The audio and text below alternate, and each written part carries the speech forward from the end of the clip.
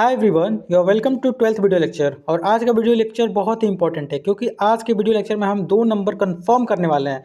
क्योंकि ये 4 मिनट का वीडियो लेक्चर है और केवल 4 मिनट के वीडियो लेक्चर में आपका 2 नंबर क्लियर है, क्योंकि 2 मार्क्स में आने ही आना है। तो फेरेंटी इफेक्ट इन ट्रांसमिशन लाइन हम पढ़ने वाले हैं, जो कि बहुत ही इंपॉर्टेंट होता है।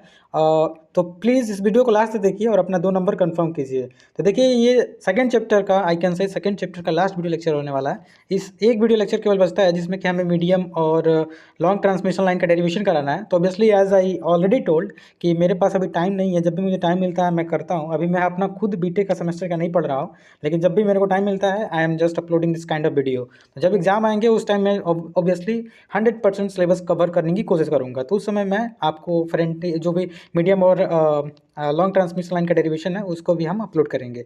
चलिए आज के वीडियो लेक्चर से 2 नंबर कंफर्म करते हैं, जो कि फेरेंटी इफेक्ट इन ट्रांसमिशन लाइन है। तो आप जानते होंगे, आपको बताने की जरूरत नहीं है कि हम पावर सिस्टम फर्स्ट, जो कि बीटेक फिफ्थ सेमेस्टर का इलेक्ट्रिकल इंजीनियरिंग का सब्जेक्ट है, इसमें सेकेंड वीडियो मतलब सेकेंड चैप्टर, वीडियो नहीं सेकेंड चैप्टर हमने बहुत आसानी से खत्म कर दिया। तो आज लास्ट टॉपिक है हमारा फेरेंटी इफेक्ट। फेरेंटी इफेक्ट क्या होता है, बहुत ही आसानी से सबसे पहले कंसेप्चुअली बताएं। देखिए, यह आपका ट्रांसमिशन लाइन है, आप जानते होंगे ट्रांसमिशन लाइन में रेजिस्टेंस, इंडक्टेंस, कैपेसिटेंस होता है। तो अगर हम लॉन्ग ट्रांसमिशन लाइन की बात करें, मतलब मीडियम और लॉन्ग की बात कर रहे हैं, हम शॉर्ट ट्रांसमिशन लाइन की बात नहीं कर रहे हैं। उसमें क्या होता है कि आप जानते होंगे कि जैसे पोल है, ठीक है, पोल है, बीच में इतना तार जा रही है, ठीक है, इसके बीच में ये इसमें पावर जा रहा है, लेकिन पावर के चारों तरफ क्या होता है, एयर होता है।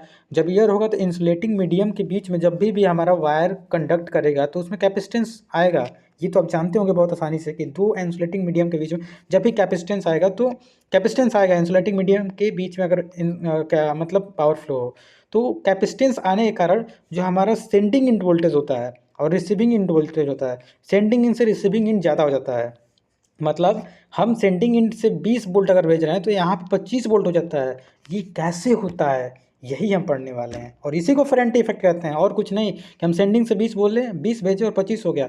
ये तो गजब हो गया यार। अभी तक हम पढ़े थे कि 20 भेज रहे हैं लेकिन 19 हो जा रहा है, 18 हो जा रहा है, बीच में लॉसेज हो जा रहे हैं। ऑब्वियसली जानते हैं ना, बीच में लॉसेज होते हैं। लेकिन ऐसा यहाँ क्या हो रहा है फेरेंटी इफेक्ट में, क्यों ऐसा हो जा रहा है कि हम भेज तो रहे हैं 20 वोल्ट, लेकिन हमें रिसीविंग एंड पे प्राप्त हो रहा है 25 वोल्ट। ऐसे क्यों हो जा रहा है, कैसे हो जा रहा है, तो यही हम पढ़ने वाले हैं। तो वीडियो को ऑब्वियसली लास्ट तक देखिए और 2 नंबर कंफर्म कीजिए आपका। तो देखिए, हम आपको बताते हैं।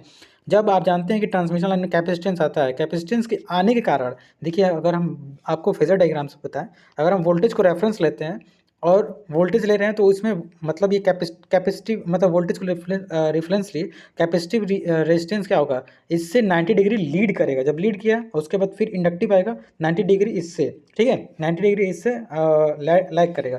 अब इसका मतलब ये 90 डिग्री हुआ इससे, हमारा रेफरेंस वोल्टेज से, ये रेजिस्टेंस वाला हुआ और ये इंडक्टेंस वाला हुआ। जब इसका रिजल्टेड बनाएंगे तो यहाँ आ गया और ये हमारा सेंडिंग एंड वोल्टेज हो गया। तो आप देख सकते हैं VS और VR, यहाँ से क्या दिख रहा है, हमारा VR जो है VS से इतना ज़्यादा अधिक है, देख रहे हैं ना, हमारा VS यहीं तक है लेकिन हमारा VR यहाँ आ गया। तो आप ये एक एक्सेप्शनल केस ऐसा है कि जहाँ हमारा वोल्टेज बढ़ जाता है, और यही वोल्टेज जो है रिसीविंग एंड बढ़ने के वोल्टेज को हम क्या कहते हैं, फेरेंटी इफेक्ट कहते हैं। बस यही है और कुछ नहीं है। आप बहुत अच्छे से समझ लीजिए कि कैपेसिटेंस के आने के कारण क्या होता है, हमारा कैपेसिटेंस के आने के कारण जो होता है वोल्टेज जो होता है सेंडिंग एंड से रिसीविंग एंड पे बढ़ जाता है, उसी को हम फेरेंटी इफेक्ट कहते हैं। वही हमने इस थ्योरी में लिखा है। अगर आप कंसेप्ट समझ गए तो थ्योरी समझने में कोई बड़ी बात नहीं है। तो चलिए वही पढ़ के हम सुनाते हैं जो हमने आपको बताया। व्हेन मीडियम और long transmission line are operated at no load और लाइट लोड, जब नो लोड और लाइट लोड पर ऑपरेट करेंगे तो receiving end voltage become more than sending end voltage in known as Ferranti effect. यही लिखा है, जो फेरेंटी इफेक्ट होता है कि रिसीविंग इंड वोल्टेज जो होता है बढ़ जाता है सेंडिंग इंड से। और ये क्यों होता है, कैपेसिटेंस के आने के कारण। और ये कब होता है, मीडियम और लॉन्ग ट्रांसमिशन लाइन के केवल और केवल मीडियम और ट्रांसमिशन और शॉर्ट ट्रांसमिशन लाइन। तो यार मुझे नहीं लगता क्यों आप लोगों को इलेक्ट्रिकल इंजीनियरिंग कठिन लगता है। मुझे तो बहुत ही मतलब इंटरेस्टिंग लगता है। ऑब्वियसली सभी ब्रांच में अगर बात किया जाए तो मेरे को इलेक्ट्रिकल इंजीनियरिंग सबसे अच्छा लगता है, क्योंकि ये आपके लाइफ से जुड़ा हुआ है। आप जिधर देखें उधर ट्रांसफार्मर, जनरेटर, मोटर, घर में स्विच, ये वो, अरे कितना इंटरेस्टिंग है। मेरे को तो इंटरेस्टिंग लगता है, आप भी इंटरेस्ट बनाइए। ये कितना अच्छा लग रहा है पढ़ने में। फेरेंटी इफेक्ट क्या होता है, कोरोना इफेक्ट क्या होता है, स्क्रीन इफेक्ट क्या होता है, यार इफेक्ट पढ़ो, मज़ा आएगा। लेकिन मालूम नहीं क्यों सबको कठिन लगता है। अभी मैं बेसिकली पढ़ नहीं रहा हूँ, लेकिन हाँ जब भी पढ़ता हूँ मुझे बहुत इंटरेस्ट आता है। तो वही लिख रहा है कि मतलब जब मतलब सेंडिंग एंड से रिसीविंग एंड का वोल्टेज बढ़ जाता है, उसी को हम फेरेंटी इफेक्ट कहते हैं। वही हमने आपको यहाँ समझाया भी। तो यही यहाँ पे लिख रहा है कि मतलब अगर नीचे हम बात करें, in case of short line the effect is negligible, मतलब शॉर्ट ट्रांसमिशन लाइन में कैपेसिटेंस नहीं आता है, आप जानते होंगे, पीछे वाला वीडियो देखिए, उसमें बताया है कि शॉर्ट ट्रांसमिशन लाइन में हम कैपेसिटेंस को इंक्लूड नहीं करते हैं, तो इसके कारण हमारा फेरेंटी इफेक्ट जो होता है शॉर्ट ट्रांसमिशन लाइन में नहीं होता है, लेकिन लॉन्ग और मीडियम ट्रांसमिशन लाइन में इसको देखा जाता है, ठीक है, मीडियम और लॉन्ग ट्रांसमिशन लाइन में। और अब मान के चलिए रिसीविंग एंड से हमारा वोल्टेज ज़्यादा हो जा रहा है सेंडिंग एंड पे, तो हम इसको अब कैसे, मतलब क्या करेंगे, कैसे इसको इग्नोर करेंगे, मतलब इसको कैसे हम सही करेंगे। तो फॉर लॉन्ग ट्रांसमिशन लाइन और extra high voltage transmission line, shunt reactance, ये याद रखिए, ये बहुत इंपॉर्टेंट है कॉम्पिटिटिव एग्जाम से, कि शंट रिएक्टर हम लगाते हैं, मतलब हाई और एक्स्ट्रा हाई वोल्टेज मतलब ट्रांसमिशन लाइन में हम फेरेंटी इफेक्ट को मतलब इम्प्रूव करने के लिए। तो वही लिखा है कि अंडर नो लोड और light load condition in order to prevent, मतलब फेरेंटी इफेक्ट को प्रिवेंट करने के लिए हम शंट कैपेसिटेंस या शंट रिएक्टर का यूज करते हैं। तो ऑब्वियसली इस छोटे से वीडियो में हमने आपको मतलब बहुत अच्छे से बताया कि what is फेरेंटी effect. I hope फेरेंटी effect तो यही है, और फेरेंटी इफेक्ट आपको समझ में आया ही होगा।